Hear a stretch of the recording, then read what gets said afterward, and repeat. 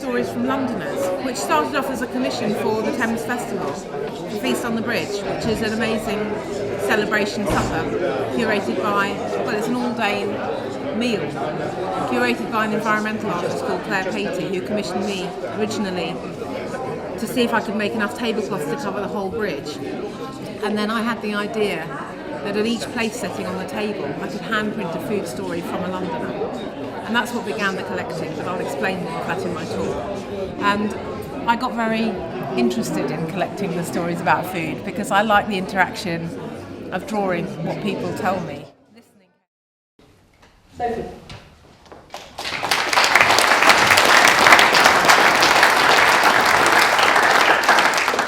Thank you. I started, like a lot of us, in a kitchen.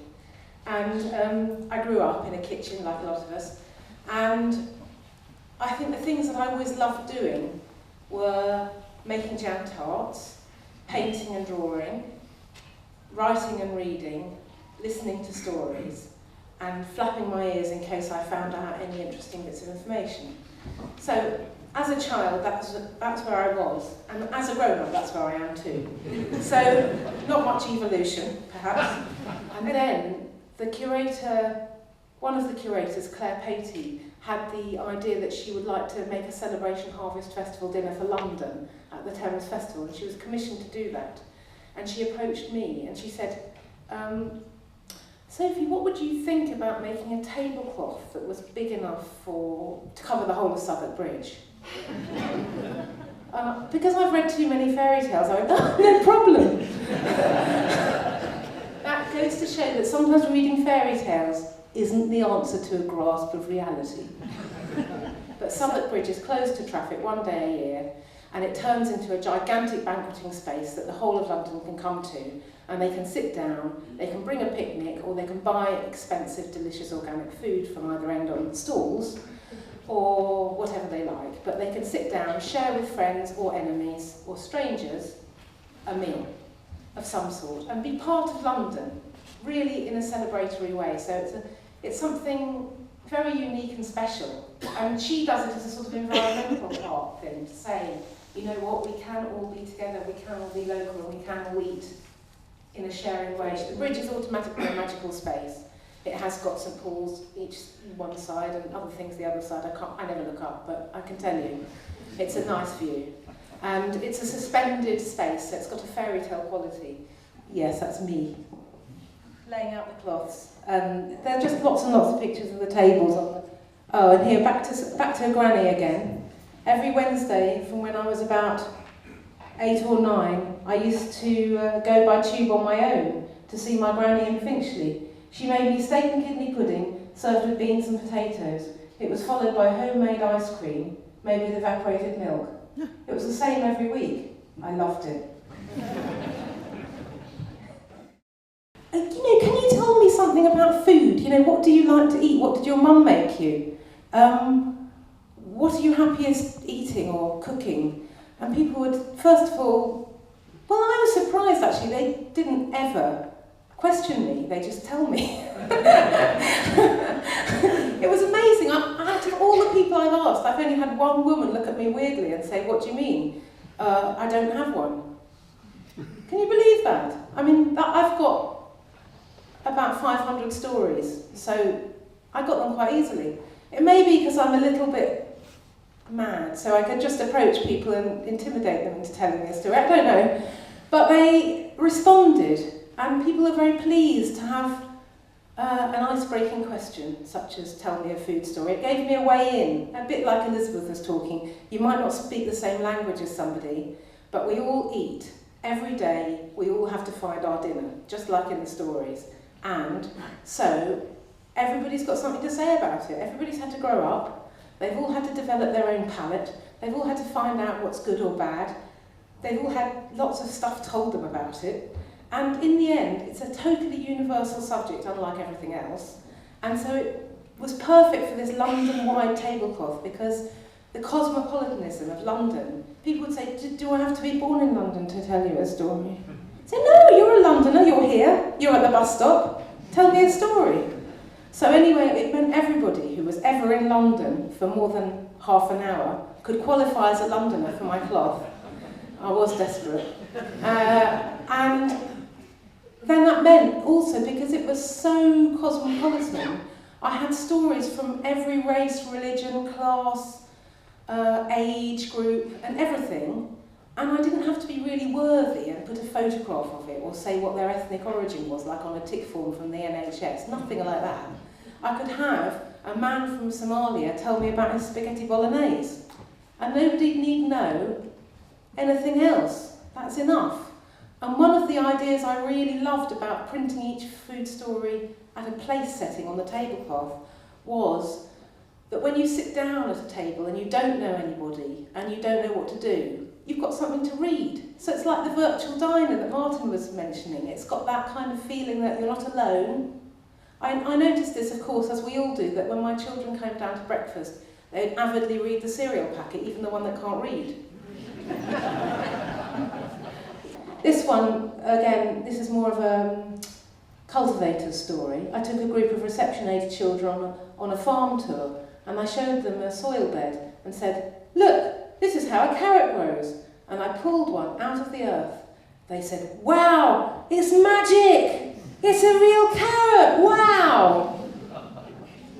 I mean, people make a lot of city children not knowing where food comes from. But the fact is, you know, I've never pulled a carrot out of the ground either. And I love food.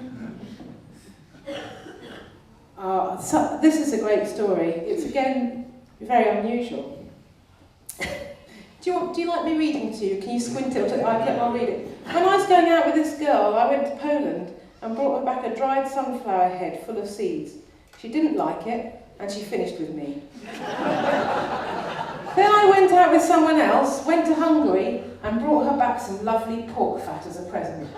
She was very glad, and now we're married.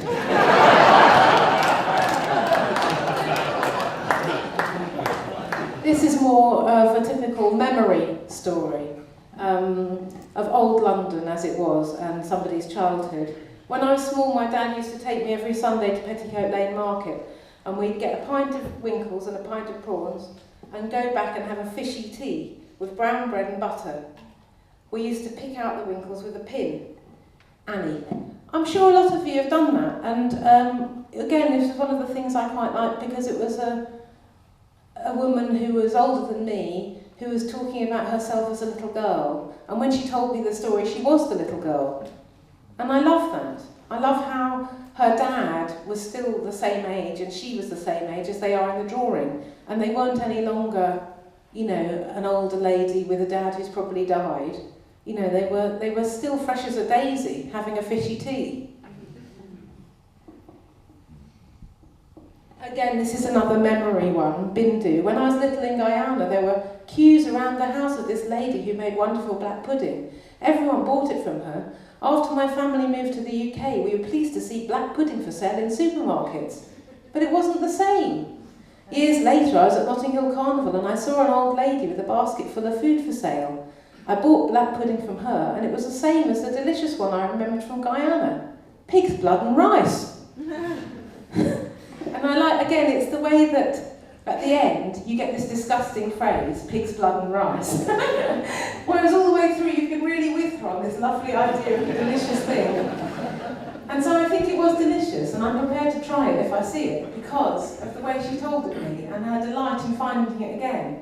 For our wedding anniversary, we went to a 5-star bed and breakfast with an award-winning husband and wife cooking team. The dining room was repressed and silent, and as we soldiered through our 4-course meal, not wanting anyone to overhear our conversation, afterwards we were too full to move and just walked up and down the drive, burping loudly. Louder than the sheep. It's a story of pain. Feasting and pain. When I was about 8, we were desperately poor, bombed out in the Blitz, and my aunt sent an enormous cake, an Easter cake. We tried to save it as long as possible. So by the time we got to the end of the week, it was mildewy. I love that story. She was so nice. This one, it was a bloke who'd washed my hair at the hairdresser's, but you can see I was a bit desperate.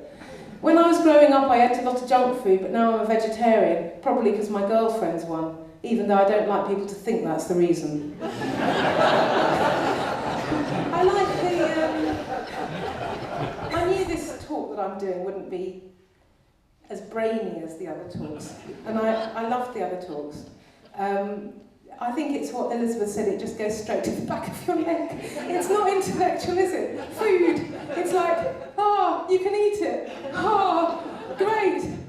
And stories, they're so immediate. And drawing, it's so immediate. And it's a bit like what you were saying about connecting with people through drawing. I find that because the drawing is such an immediate process and people love to see the ink just appear, black on white, so simple, that is a sort of nourishment too. And I think that adds to it for some reason. And it wouldn't work if I was just photographically recording people or making little videos of them telling their stories. Because in a way, it's my translation and my précis and choosing in a way which bits to leave in and leave out.